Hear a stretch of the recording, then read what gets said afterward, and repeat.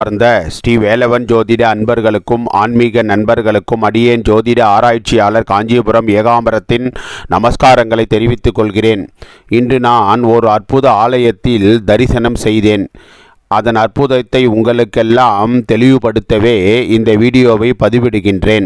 கும்பகோணம் அருகாமையில் உள்ள திருப்புறம்பியம் என்னும் ஊரில் அமைந்துள்ள ஸ்ரீ கடும்படு சொல்லியம்மை சமேத ஸ்ரீ சாட்சிநாதர் ஆலயமாகும்.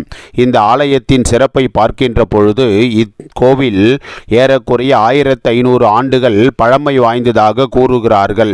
இத்தலத்தின் இறைவன் தன் பக்தையின் திருமணத்திற்காக நேரில் வந்து சாட்சி சொல்லிய இந்த இறைவனுக்கு சாட்சிநாதர் என்றும், இந்த ஆலயத்தின் இறைவி தேன் போன்று இனிமையான சொல்லால் தன் பக்தர்களின் குறைகளை எல்லாம் தீர்ப்பதால் இந்த இறைவிக்கு கடும்படு அதாவது தேன் என்றும் சொல்லியம்மை என்ற நாமத்துடன் அருள்பாலிக்கிறார். விநாயகருக்கென்று தனி சன்னதி அமைந்துள்ளது. இதன் வரலாற்றை பார்க்கின்ற பொழுது ராகு அந்தர கர்ப்ப காலத்தில் ஏற்பட்ட பிரளயத்தினால் இந்த ஆலயம் பாதிக்கப்படக்கூடாது என்று எண்ணிய இறைவன் உடனடியாக விநாயக பெருமானுக்கு ஆணையிட்டு காத்தருளும்படி கூறினார்.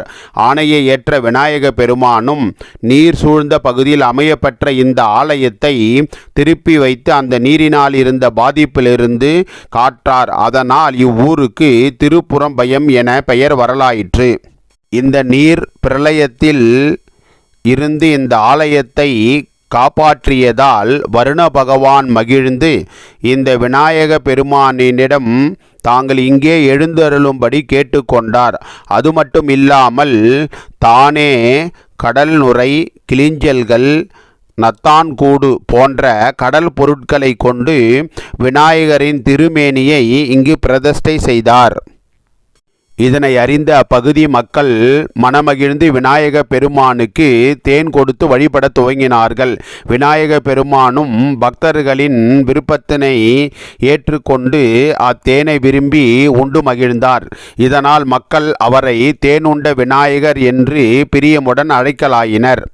இப்பொழுதும் கூட விநாயகர் சதுர்த்தி அன்று அப்பகுதி ஊர் மக்கள் அனைவரும் ஒன்று சேர்ந்து அன்று இரவு முழுதும் விநாயக பெருமானுக்கு தேனினால் அபிஷேகம் செய்கிறார்கள்.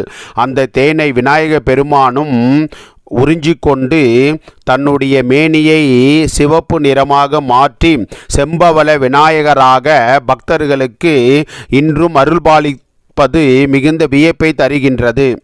சரி, நாம் ஜோதிட சாஸ்திரத்திற்கு வருவோம்.